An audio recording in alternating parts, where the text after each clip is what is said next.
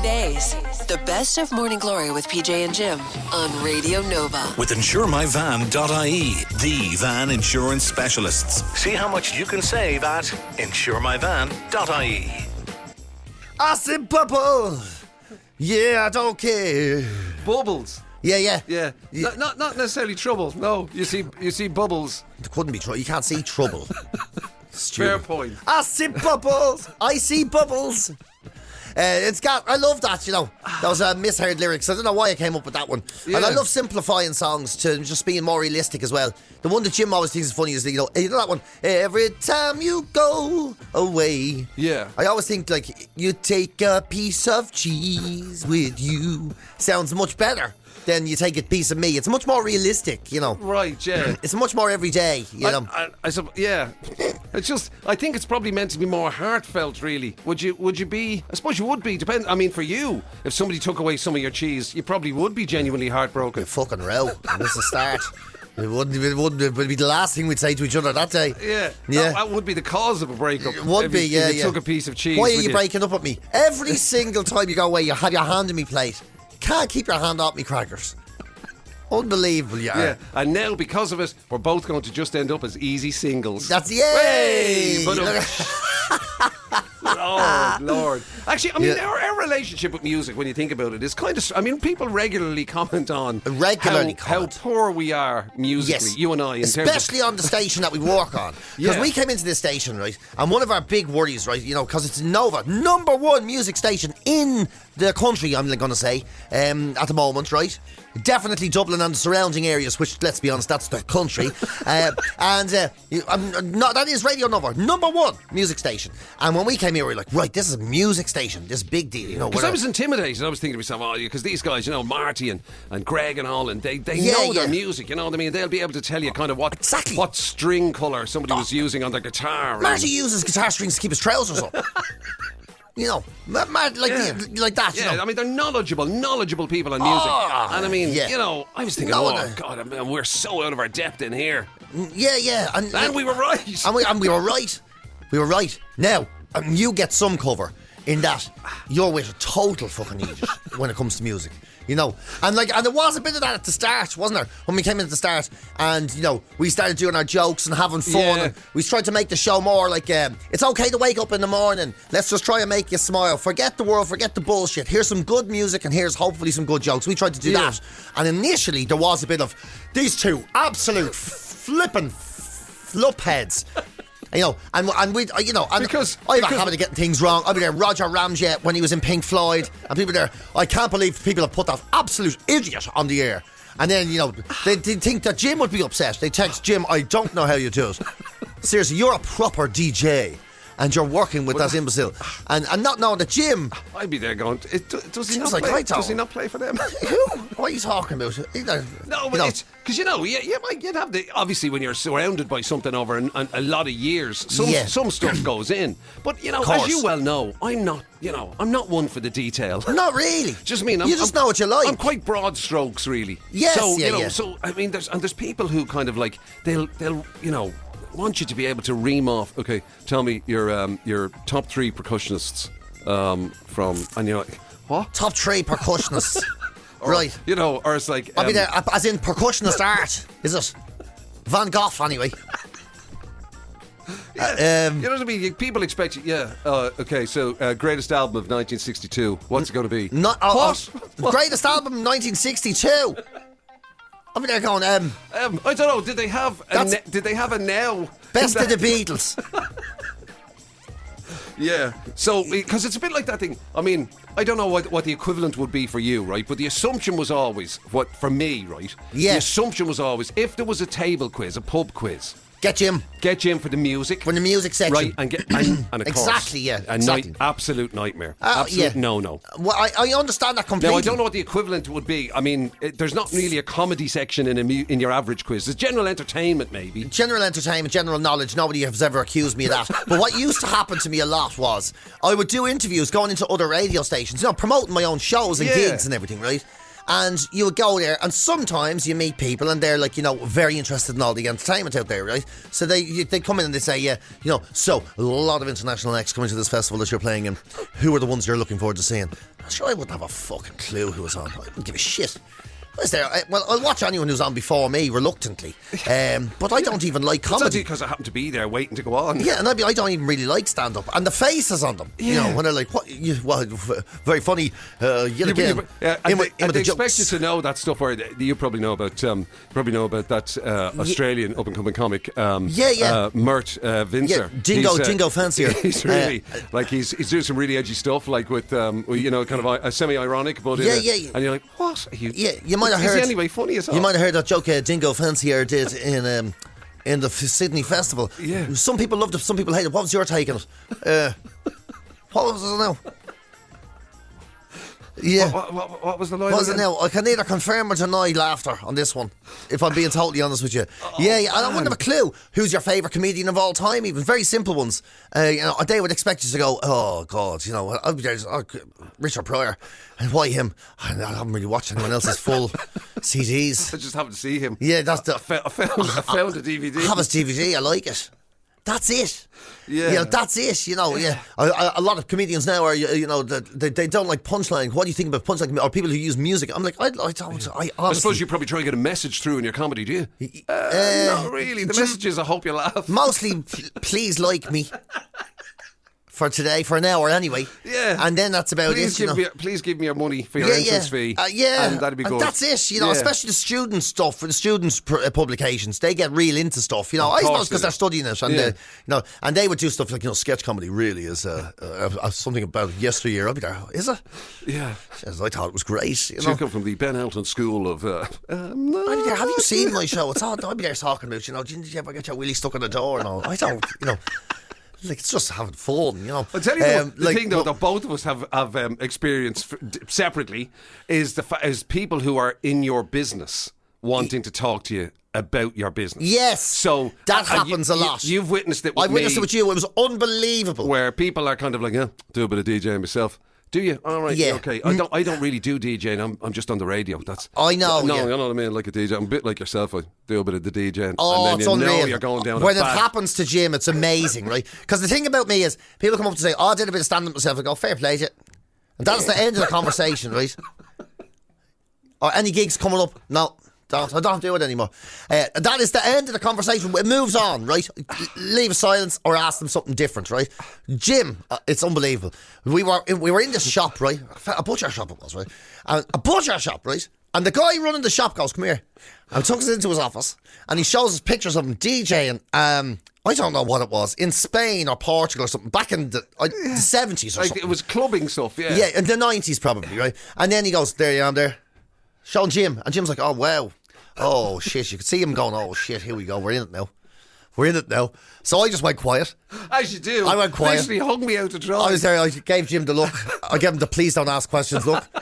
And then Jim goes, "So did you do it for long?" I'm like, "Oh my God, he's doing it. He's gotten into it. He's gone into the conversation." He can't help himself. He can't help himself. And did a lot of the clubs, did a lot, whatever he was going on about, whatever it was, did a lot of the clubs, used to do there. Sometimes you do a couple of nights now. Sometimes, yourself, Jim, you do the rollovers. Sometimes you're on the stage doing a wacka till like 7 in the morning. Wild days, wild stuff. You know yourself, lots of carrying on. So you can imagine. I'm sure you've seen it all. Jim's like, I never even DJ'd the 21st.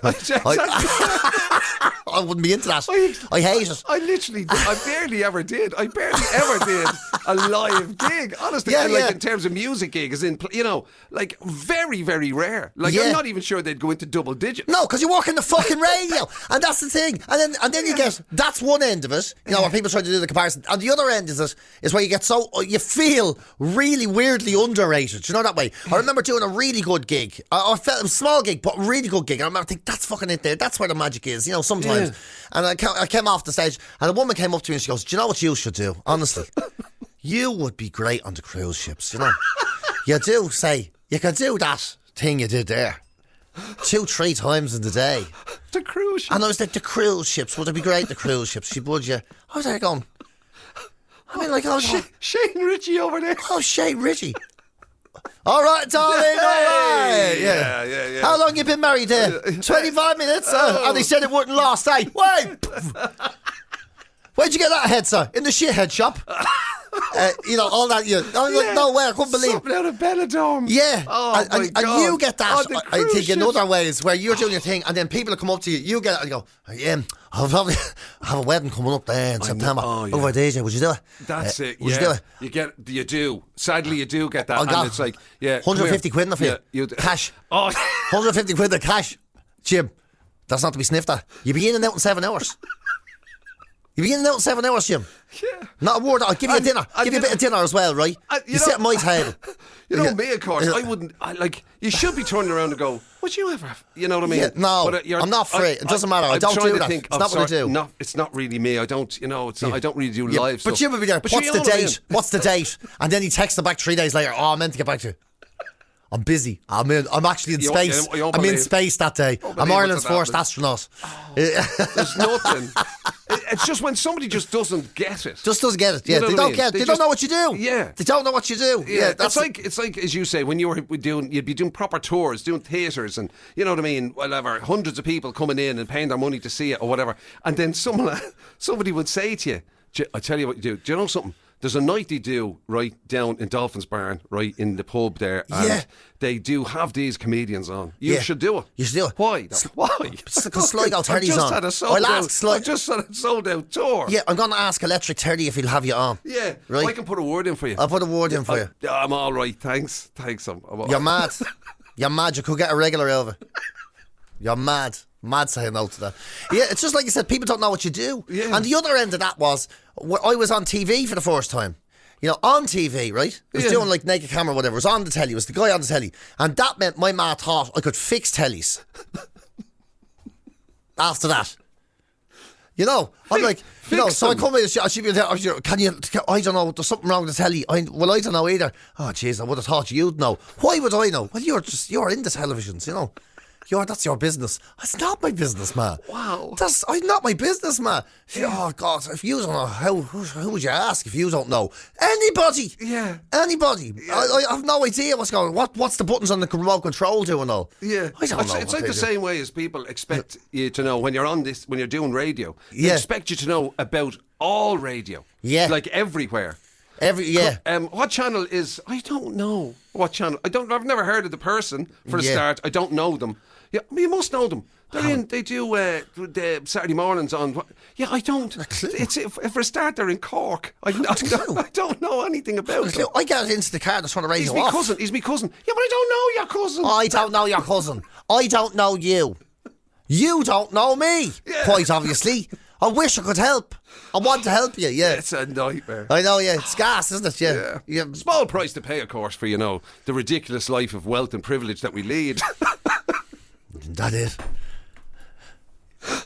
Yeah. Oh, man. Which is something we said before as well, because people don't realise that, there's no celebrity, not really. Yeah. But people think there is. Yeah. So, so that thing, so you're making a very average, if we get sacked tomorrow, we're kind of fucked, but we're kind of about it. Yeah, so you're back, but everybody knows you. Yeah. You know what I mean? So you get and that's you still have to stand in the dole office, or whatever it's called nowadays. I know, yeah. Whatever the posh name for the dole office is I told you when I was on the dart, and the fella came up to me and goes, "What are you doing on the dart?"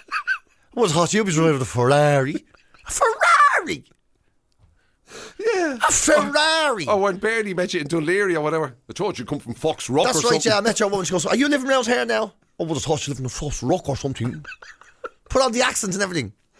Yeah, I know. People think of everything. The way yearly they used to always, they'd publish the RTE top earners. Yes. Right, or whatever. And there'd be like lads being paid hundreds of thousands, yeah. And everybody just assumes that that's radio. That's what radio get. That's what radio. They have no idea. Yeah, how many times have you heard, look, here he is now, here's Billy, here's Jimmy Big Balls, himself and Joe Duffy. We know, do you? Yeah. People talk about money and say, you don't belong in this conversation. What would he bleeding know? Jimmy Big Balls. If they knew. I know, most of them are earning way more than you. That's the thing, yeah. I go to the bike club and all. The tradesmen and everything are out there. Yeah, I go to the bike club and all, the builder lads. And the builder lads there, he's money to burn. And he's talking about, so once, you know yourself, once the 6 figures rolls in, you're tight for the year, right? You're tight for the year, don't you? What? I don't know. Hopefully one day I might learn. And then you're going, Everton after that's gravy, isn't it? Is it? Everything after that's gravy, is it? You know I the haven't way. even got a plate. Yeah. And he's there with a new sovereign ring. And some shit, you're like, this is, it's just such a different, and they, like you said, you may well be, and that's not to say we're doing bad. I think we've the best job in the world. We're living the high life, according to a lot of people. But it's a very midlife in Ireland, very midlife. It's also as well this weird thing, like your classic story about when you were on holiday. And your man came over and said to you... Venezuela. I was on an island in Venezuela, right? Sitting on the beach. Which is great, sounds very paradise. Yeah, it was the honeymoon and all. Like, it was like the honeymoon holiday, Yeah. And sitting on the island, and the fella comes over and goes, "Oh, yeah, it's well for some." Dublin accent. I say, "Is it? You're here. You're here." Well for some, look at you. That's somehow it's different because you're well known. Yeah, there's one holiday in one hotel on the island. So we're both in it. Yeah. Look at you. Man. Yeah, living her up here. Yeah, that's got something else. Oh, I tell you something. I don't know how we do it. It's gas, yeah. Oh, love it. And that's the thing, is like, if it ever does go wrong, I'll have to learn how to fix TVs, and hopefully there's enough bewildered people that think that was the business, Isn't that a true story of your man that was the fella who with the Sky pundit or something? Or whatever. He said he was a, what was it? I think he was a football manager or something, or somehow a sports manager, right? I think, or maybe an ex-player.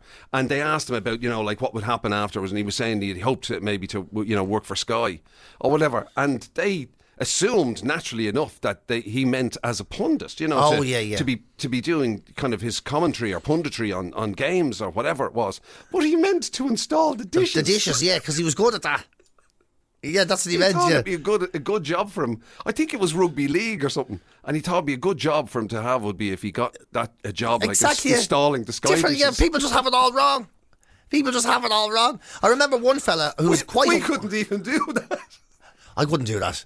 I'd be throwing it throw the dish through the window. I mean, I'd struggle with getting up the ladder. I have a thing about heights, and as for the technical end of it with PJ, we'd be quite the team. I still, honestly, I'm not even messing. Still can't really work the dishwasher in the house.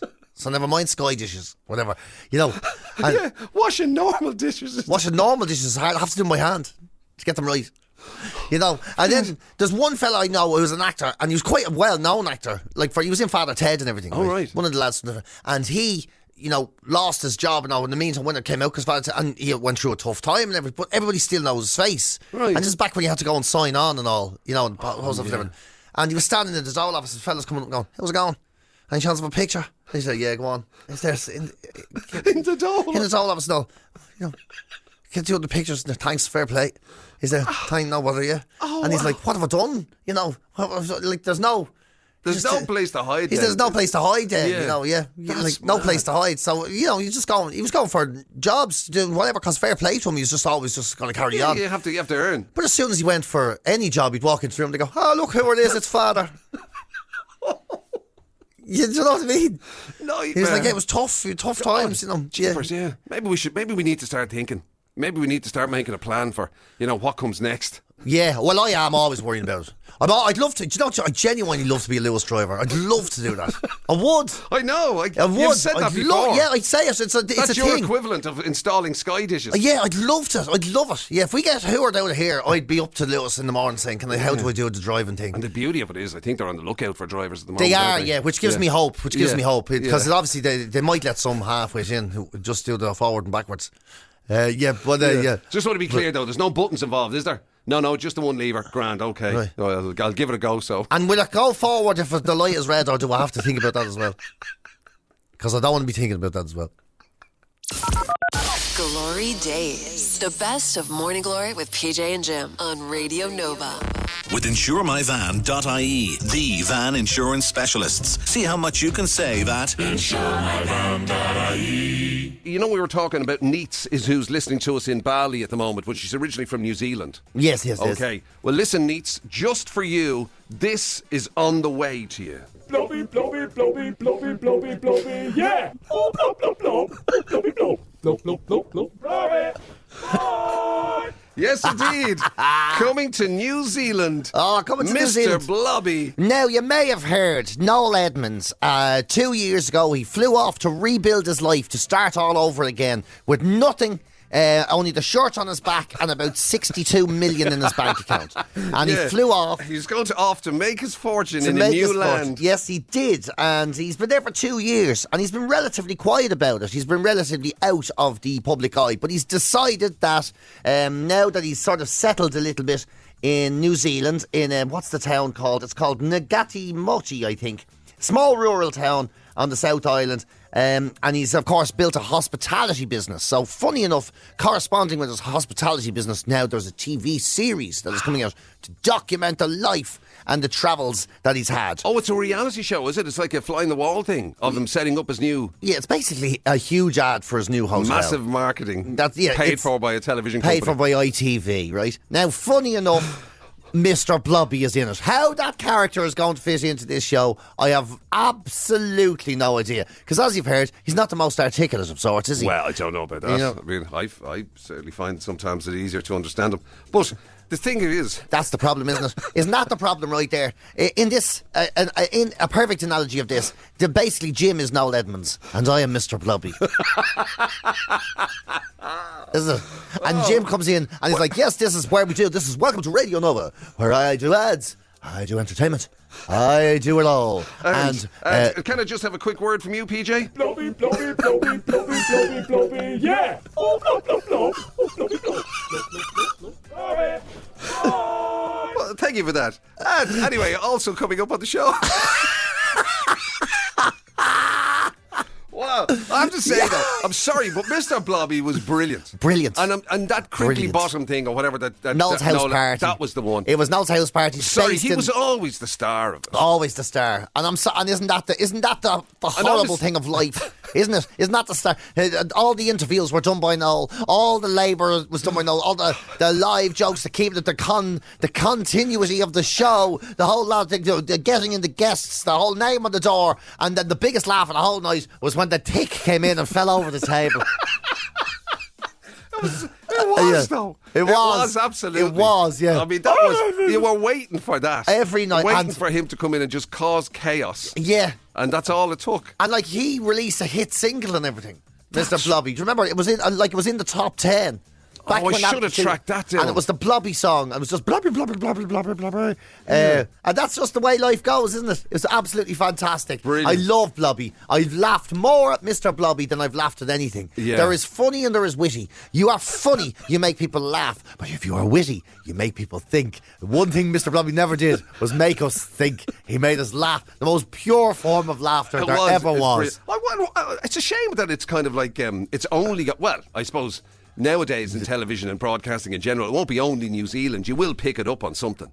Yeah, I'm sure it'll be broadcast elsewhere. Well, ITV are funding it, so we will. Zealand. Yes, ITV are funding, so it'll be for a UK audience. It's going to, let's be honest, try to encourage Brits and people who watch this side of the world to go and stay there as a holiday. That's going to be kind of what it's for. Absolutely, agreed.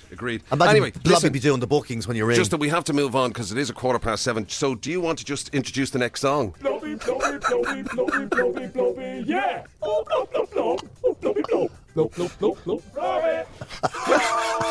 Well done, man. That was very good. Fair play to you.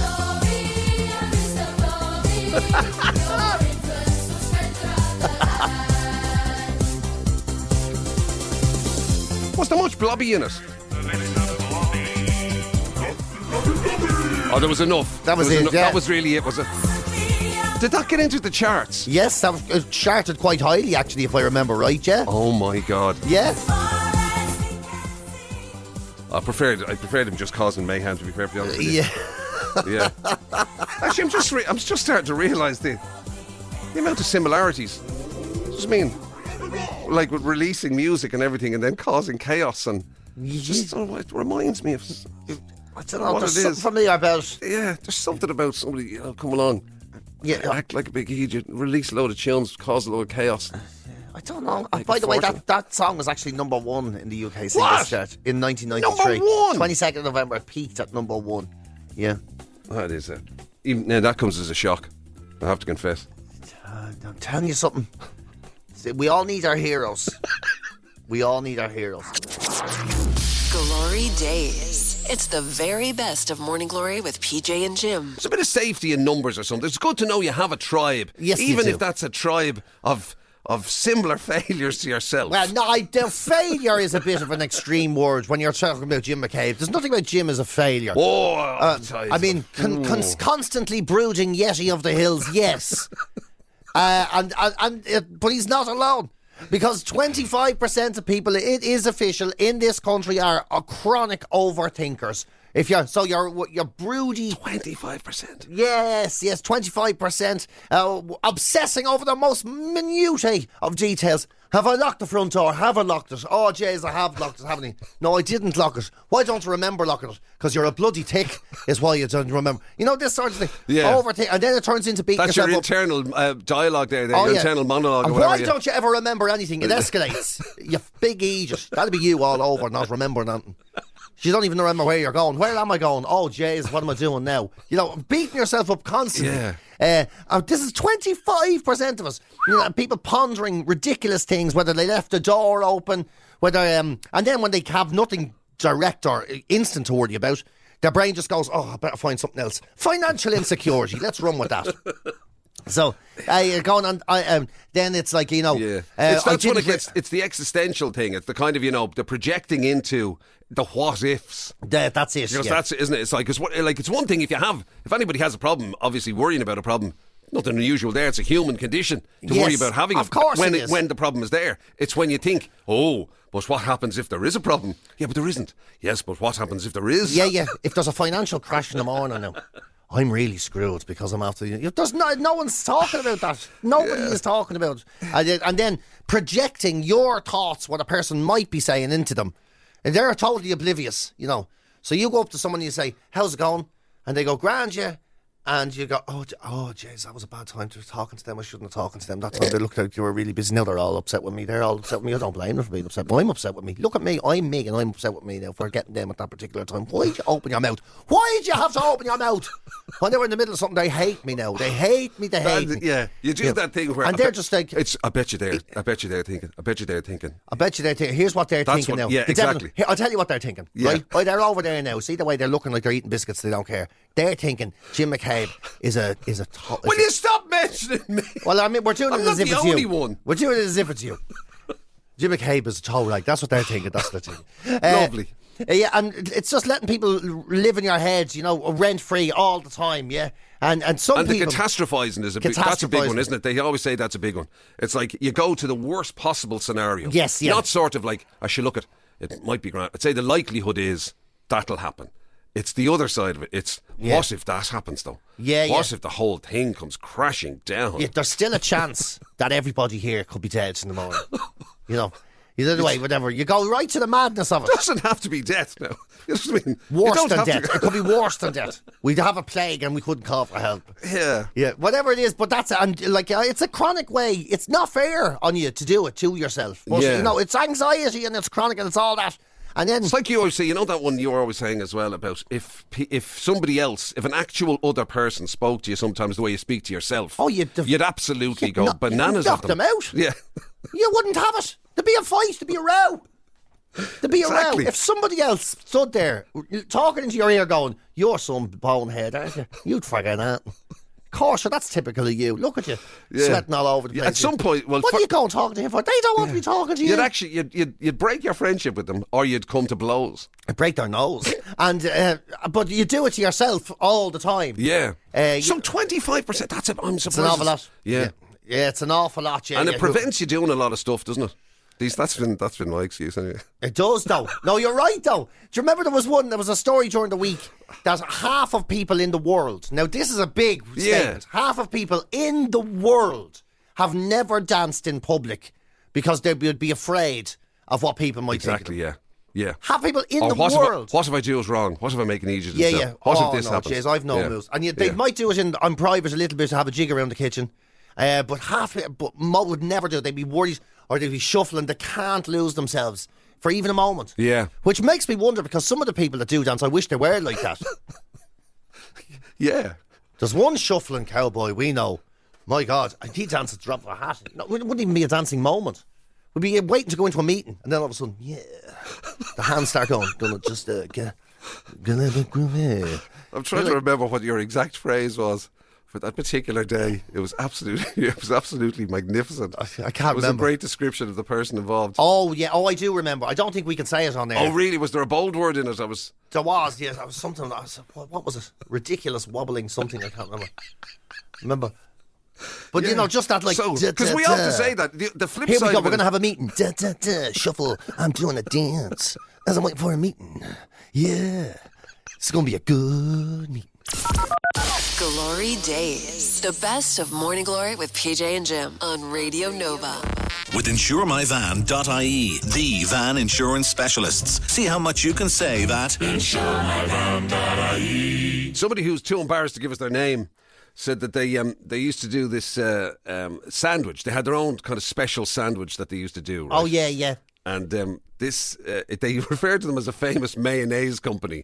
I'd say that slims it down. There aren't that many choices, really. I think I'd say there's one obvious one which springs to mind. I confidently hazard a guess on that.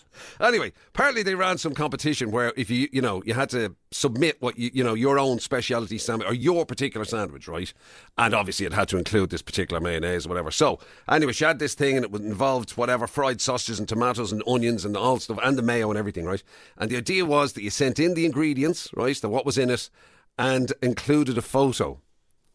Yeah. Right. So she sent in the ingredients and sent in a selfie. Oh, Jesus. She sent in a photograph of herself. Here's a description of the sandwich and here's a picture of the person who enjoyed it.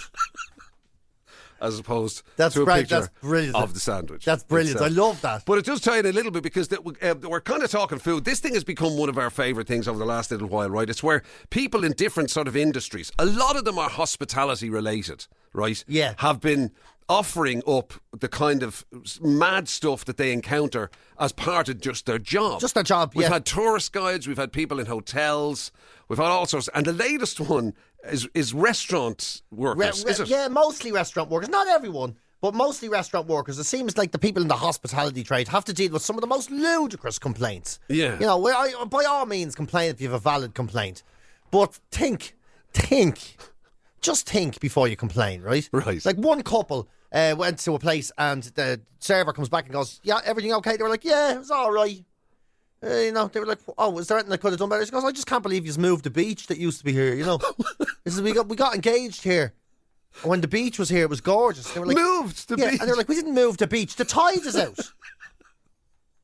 And he goes, oh, how often does it do that? They were like, twice. What are you talking about? Moved the beach. Yeah, we didn't move the beach. This is the beach. The water's over there. Sometimes it comes in here. Yeah, wow. Like you can't be. And they complained to the restaurant for that. Oh, yeah, it's brilliant. Like, and one fella brought back his ice cream because this is freezing. My ice cream's freezing. What are you supposed to do with someone like that? I think it's too cold. The clue is in the name there. It's the ice cream. Ah, yeah, but there's ice cream and there's taking the mickey out of me. That's absolutely. That's freezing. Yeah, you couldn't touch it. You wouldn't. I mean, I have to get a headache and everything because I ate it all at once. Good God. It's mad, isn't it? Yeah. One fella then complains about his food and he says, what's wrong? He says, I just don't like it. The fella who made it has a tattoo. That what? The tattooed chef. How does that affect the flavour, the food? And did he even see the chef? Or did he just taste something and then realise later? No, I can smell. I'm sorry, I can't eat that. I haven't seen the chef, but I can guarantee there's tattoos in that lad. Yeah. I can I can taste the ink. I can taste the panther's head off that. It's amazing, isn't it? That's incredible. Yeah, it is actually amazing. And there's one woman was at a bar, and the bar received a full written letter of complaint saying how she's never going to go back there again, as the staff were not doing anything to challenge constant swearing in the bar and the whole lot, and constant bad attitudes, and the place was like, and it was unbelievable, shouting and everything. Now, it's a football supporters club, right? And there was a match on. Yeah, so people were like, look at, would you holy smart, look at that, yeah, why could you bother me? And she was like, this is outrageous. People are just coming in here to swear and shout and make loud noises. And here's me in my frock. You can't win. Football supporters club. Football supporters pub. Club, yeah. It's amazing, isn't it? Yeah. Absolutely amazing. And the fella made a huge fuss and the soup was really hot. Really hot. They said, could you wait a minute? He goes, I want to eat it now. You're like, what? Like, you know, maybe just have it one spoonful at a time instead of trying to guzzle it, you know. Yeah, so, and one fella at the cinema then, he came back, he said he wanted his money back. They're like, why do you want your money back? What happened? He says, the movie was it was so much worse than I was expecting it to be. Like, that's not really it's not a T-shirt. It's not the cinema's kind of issue, really. Yeah, I don't think you made the choice to go to the movie. Yeah. And there's one customer that multiple times has gone to the same place, right? Right. Got the same place. They booked a table for 4 and turned up with 9, right? And they were like, we can't accommodate you. I can't believe this has happened to me again. This is ridiculous. Again. And they're like, she goes, we all know when you're making a booking, children don't count. She says, no, they do count. They need chairs. She says, no, they don't. It's ridiculous. You know? Oh, my God. Yeah, she thinks that you book for only the adults and children don't count. They don't go anywhere. Yeah, multiple times. The thing is, she's going to do it again. That's the thing as well, you know. Going to do it again. Dear Lord. I'd love to know how they deal. Like, I suppose they can't deal. You just have to kind of just politely. Can't do this anything. Idea that the customer's always right when his ice cream is too cold. I think it's fair to say the customer is almost nearly wrong all the time. Like, there's a fella here, he went into Subway and he says, I just want a cheese sandwich, ready-made. He says, I'll make you one now. I want a ready-made one! You've been listening to Glory Days, the best of Radio Nova's Morning Glory with PJ and Jim. Catch the show live weekdays 6 to 10 on FM, online at nova.ie, or on the Nova app.